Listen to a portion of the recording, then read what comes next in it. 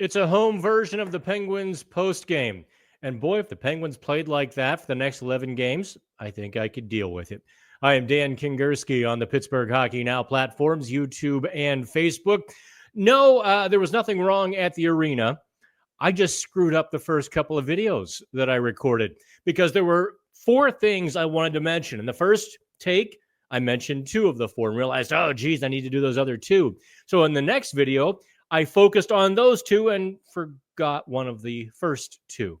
So here we are doing this semi live, and we're doing it in the home studio. The Penguins beat the Columbus Blue Jackets 6-3 at PPG Paints Arena. It was a pretty fun game. The players had fun, fans had fun. By the way, side note, great fan participation and performance the last couple or a few games for the Penguins. We'll get into that. I'm not so sure where Mike Sullivan fell. He was happy with the effort. He was happy with the results. There was a lot not to like about the Penguins game because it really was the best of times on one end of the ice and the worst of times on the other. Columbus fires 47 shots on Alex Nedeljkovic. We originally thought 48. Scorers amended it down to 47 a bit after the game. I don't think that matters as much because let's outline the first two things we have to talk about, the two big performances. One, Alex Nedeljkovic. In reality, he stopped 44 of 46. And the reason I say that is because one of the three that got by him was an own goal by Connor Timmins, and put a pin in Timmins as well. Let's talk about Alex Nedeljkovic. He's making the windmill save. He's making the sprawling Dominic Hasek flip over save in the crease in the third period to keep Columbus at bay. Poor Columbus is falling out of the playoff picture quickly. They are now winless in their last 6 games, 0-5-1. They were 3 points out of a playoff spot beginning Friday. That can only get worse on Saturday. But for the Penguins, Nedeljkovic, exceptional. He was having a little bit of fun after the game. The other big performance that we need to circle, Boko Imama. Didn't see that coming, did we? Boko drops the gloves at center ice, an old-fashioned heavyweight tilt on the dot. That gets the crowd going. The teams are tapping their sticks on the boards halfway through the fight. It was like a minute-long fight the boys were throwing. Imama fights Matthew Olivier, who's a heavyweight in his own right. So they go at it. The Penguins seize on that momentum. For Imama's part, I think he had fighters or tough guys always kind of have the best quotes, and they don't have any pretense. They're not trying to give you cliches. And Imama said, yeah, I will do whatever it takes to help the team win. I know what my role is here. I was going to show my teammates and everybody else why I'm here. And he definitely wants to stick around for next year. He had a pretty big smile on his face when I asked, hey, did you ask for that fight or did Olivier? He's like, oh, I definitely asked for that fight. So the Penguins have a tough guy in their midst. Boy, it's a shame Mike Sullivan hates tough guys, right? Or Mama would never get on the ice. Wait, I'm just poking at you now. Later in the game, I think one of the seminal moments of the game, Imama scores the goal off the faceoff. Danton Heinen slips just a buttery soft pass to Imama in the left wing circle. Kevin Hayes drives the net. Now, for his trouble, Kevin Hayes just gets dumped. While this is happening, Imama whips the shot past Elvis Merzlikins for the goal. It went in and out so fast, everyone just sort of like, wait, that was in. And the place erupts. Imama just stands on the left dot like this. It was a pretty fun moment. I think that really added a lot to the fan base, to the game, to the team.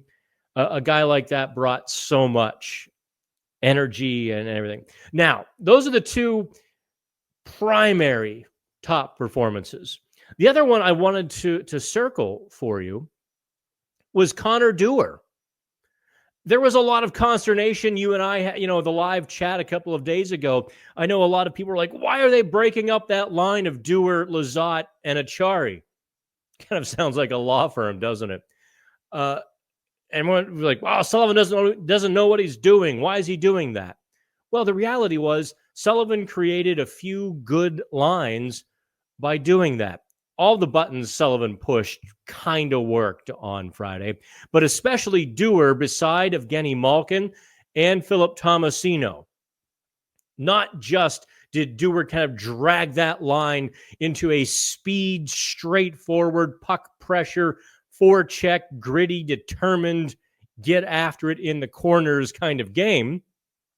Well, Evgeny Malkin scores the first goal of the game as Dewar pounds on a Blue Jackets defenseman in the corner, gets the loose puck, zips a pass through the crease. Tomasino can't finish it, but Malkin on the other side of the crease, in fact, does. It was a quintessential grinders sort of goal, but that's so much of what Malkin needed. A puck retriever, some heavy, some grit on that line to kind of jumpstart things. It was far too soft, far too passive, disconnected as well with Danton Heinen on that left wing.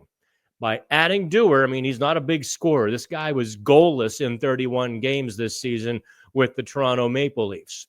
He's a fourth-line plug, but he's got that grit and tenacity and speed, which really elevated that Malkin line. And the fourth thing we should circle in that 6-3 Penguins win, that top line was having some fun. Raquel, Crosby, and Rust. No, they weren't great defensively. Nobody was on Friday. Not the Blue Jackets, not the Penguins. Certainly not the Penguins. But the top line got after it as well. Each of them, had 2 points on Friday, and they just keep chipping in the offense. I asked Raquel, and here I'll put the picture up. Was that a fun game for you? You guys gave up 48 shots, but you also scored 6 goals. Where do you fall? Was that too loose and you have to tighten up, or was that a fun game? He smiled broadly and was like, yeah, I had a lot of fun. Look, the Penguins know. They're not stupid. They know they're not going to make the playoffs.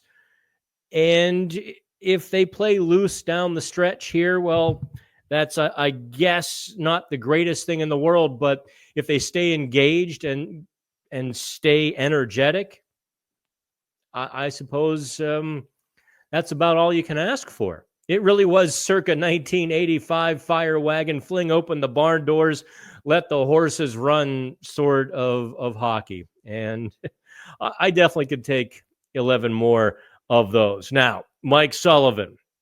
Let's start with Sullivan and get to the stuff you don't want to talk about because it was the best of times. Now let's get to the worst of times. Sullivan, I thought, had the best description of what was going wrong with the Penguins on Friday, because once they got past the red line, or the tough side of the red line, they were there, they were present and accounted for, but they certainly weren't engaged. Big gaps, soft defense. Sullivan said we didn't stop the pucks. Didn't stop the pucks in the battle areas or in the corner. We spent too much time in our own zone, more than we needed to. I thought that was appropriate because if the Penguins had played tougher defense, if they had been as hard on the puck in the defensive zone as they were in the offensive zone, bear in mind, they were all over the puck in the offensive zone. They didn't let Columbus break out with a lot of speed. It wasn't quite a back check and it wasn't quite a forecheck. It was just puck pressure in the offensive zone. A lot of loose pucks, a lot of turnovers that they created offensive chances and scored some goals. Defensive side, yeah, not so much. The defensemen were exceedingly soft and spacious against Columbus. They didn't contest or win the battles in the corners or the end wall. But because there were enough Penguins kind of back in the zone, they were just good enough defensively. And when they weren't, Alex Nedeljkovic was pretty good. I continue to marvel at some of the Penguins' defensive performances. Ryan Graves pinching, ill-advised pinch with a multi-goal lead. Well, it wasn't multi-goal for long. Erik Karlsson, multiple turnovers in his own zone, dangerous opportunities. And he recreated his ill-gotten play from Tuesday against the Islanders when he jumped from the red line up to the blue line to try to blunt Columbus's rush and missed again. This time it didn't cost him like it did against the Islanders. And you just sometimes you wonder. And Connor Timmins is not one to play heavy around the net. Really should have gotten his body or more of himself into the crease. Instead, he lunges, tries to pick the puck out of trouble. Instead, puts it in his own net. I also continue to think that Vladislav Kolyachonok kind of gets lost in the game.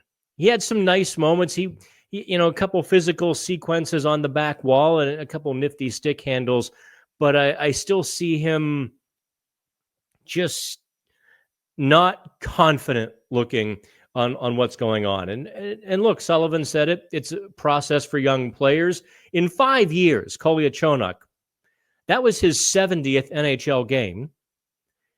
And he's only played 106 AHL games to boot. That's not a lot of hockey over 5 years. So, he's got a long road ahead of him, and he has to do it at the NHL level because they can't send him down to the AHL level. The one defenseman I thought actually played pretty well, really well on Friday, get ready for it, Chris Letang. I don't know how well the TV cameras showed this to you, but he was in the crease battling, trying to keep Nedeljkovic's sight lines clear. He was the heavy on that new pairing with Connor Timmins. So it's kind of an interesting night. Most of Sullivan's changes, in fact, worked. Connor Dewar up with Evgeny Malkin definitely worked. That third line with Lizotte, Achari, and Jonas Kupanen was pretty good. Achari scores the early goal as well. Boy, he needed that goal in the worst sort of way. That grind line was pretty good in the offensive zone. They were surprisingly suspect in the defensive zone. But like I said, so was everybody else. I don't think Timmins and Letang was terrible. They were momentarily broken up and reunited, and you know how that goes as the game gets more serious. Sometimes the pairings will shuffle around. The Penguins, we've been over this ad nauseum. I'm not diving into the Penguins defense, the construction, or the problems on that. We've already done videos, and we've probably talked for an hour in the live chats about it. It really does need to be addressed, and addressed wholeheartedly this summer, or the Penguins will never have success. You just can't have the type of defensive construction they have. You need some defense men in the mix as well. So the Penguins win 6-3. I think I got it right this time. Third time is the charm. Unfortunately, we're not at the arena. So you're stuck with my back. I had to take the picture on my mantle down. It was just catching the glare from the non-studio lights. I probably should get the lights out, but I digress. Penguins practice on Saturday, at least for now. I haven't seen an email canceling it yet. I was kind of hoping. I was really hoping they would cancel it, but they're holding the practice. So there we go. Have fun, kids. Enjoy the weekend. Sunday they are in Florida, and this jabroni is on the hook now for all 82 games. I will have covered all 82. Certainly no one's done that in Pittsburgh in quite some time. I think Dave Molinari said he did it twice in his career. I wanted to put a little notch on that Iron Man wall myself. So I'll be in Florida, flights and weather willing, Tampa, and the always balmy tropical Buffalo. Hey, if you can contribute a little bit, come along for the ride, join this party. You can subscribe to PHN Plus. We've also put a little tip jar on the website as well, because we're not just done at 82. at 82, and then we flip over to the Wilkes-Barre Scranton Penguins coverage, and I'm going to be in Wilkes-Barre for 1, 2, 3 weeks. I mean, where else would I spend a summer? I mean, Wilkes-Barre is where it's at. No joke, I do kind of like Wilkes-Barre, but I don't think I wanted to spend 3 weeks up there. I think I'll be doing so, or maybe a week on, week off, week on, week off sort of thing. But there's that, there's Sweden, there's the Olympics and all of that. So, hey, I'm not opposed to saying, we could use a little more wind in the sails. Penguins win 6-3 from the home studio. I'm Dan Kingerski. Like, subscribe, and do all of that. Thanks a lot. Have fun.